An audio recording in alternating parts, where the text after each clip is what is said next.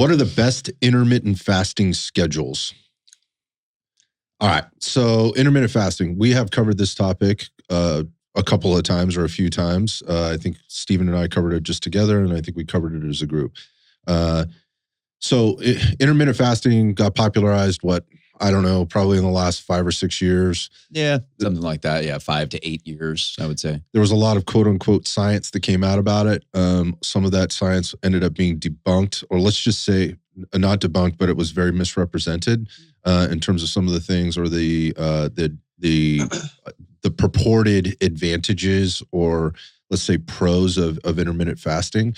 And like everything in the fitness industry, right? When we talk about intermittent fasting, why are we talking about it? Generally because it's related to fat loss and aesthetics, right? There is also a whole other camp that's talking about longevity and some of the, again, the pros to, maybe the pros to intermittent fasting and how that can increase longevity in terms of cellular or metabolic health.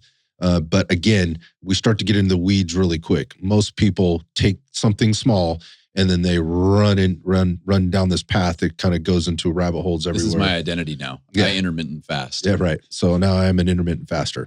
So the best schedules for that. So first off, just understand that intermittent fasting is a thing, right? There are a lot of people that are totally on the intermittent fasting train. What does that mean for those people that don't understand, basically, or haven't really heard of this or gotten into it?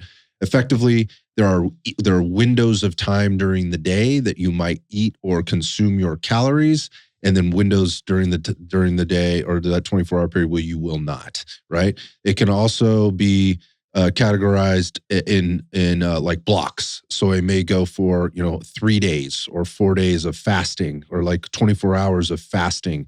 That's not really intermittent. Maybe it depends on how you define this thing. Are you doing that every week? Yeah. What does this actually look like? And the one question you need to ask yourself is like, how long do I need to be in this non-eating window to actually be quote unquote fasted? So how are we defining fasting, right?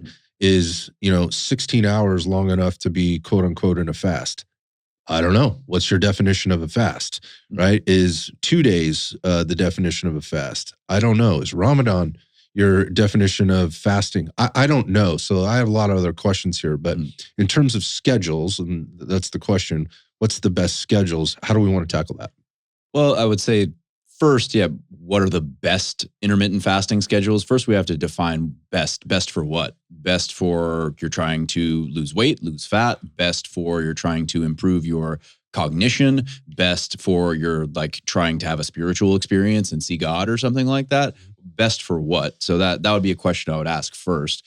But like you said, most people, it's about weight loss or weight management, fat loss. And just to jump right to it, I would say for most people, like your 16-8 is the most common. That's going to be 16 hours of fasting, 8-hour eating window. But I don't really consider it to be any type of intermittent fasting if it's not at least like 12 hours of fasting or 12 hours of not eating. So I would say those two, and within that sort of window, like maybe that's 14-10, maybe that's, I don't know, 13 and what is that, 13-11? Right. I was like, wait, 13 and 9. Yeah. I was like, Math is hard. But yeah, somewhere within those windows, I would say are probably the most common and the easiest to implement. So when I think best, I always think in terms of what's actually realistic and feasible for my clients. Like, what are people actually going to do? Mm-hmm. And very few people are going to do like an OMAD, like 1 meal a day type of thing, or actually fast for 24 hours. That's a reach for most people. So when my definition of best is, what are you actually going to execute on a consistent basis? Yep. I love that answer. And you hit the 16-8 and 13-11 thing there. I think the other thing is like, again, how are we defining fasting? When we talk about those particular time periods, and again, just sticking with like 16 and 8, like really what we're talking about is not really fasting in my mind. What we're talking about is time restricted feeding, which is kind of the same thing. It could be semantics. An eating schedule. It depends. Basically. Yeah, it depends on your definition of what those things are. But time restricted feeding, TRF, would be that 16-8. I try to get my calories in an 8-hour period. You need to ask yourself why you're doing that.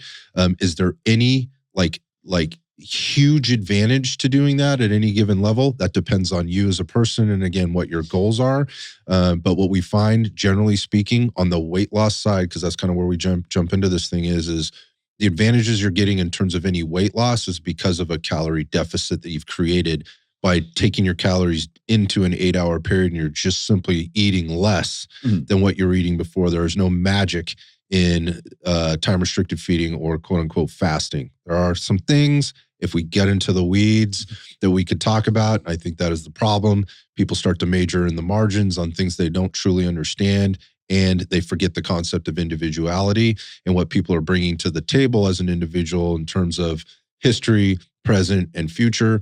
And it gets a little bit lost. But I like that because it's feasible. Like 16-8 is pretty feasible for somebody, eating during the day. Maybe I'm not eating quote unquote an early breakfast on the way out the door. It turns into a mid-morning breakfast. And then my last meal is sometime in the early evening and I'm not eating 6 o'clock or something. Yeah. Like that's something that could actually naturally fall into the rhythm of your day.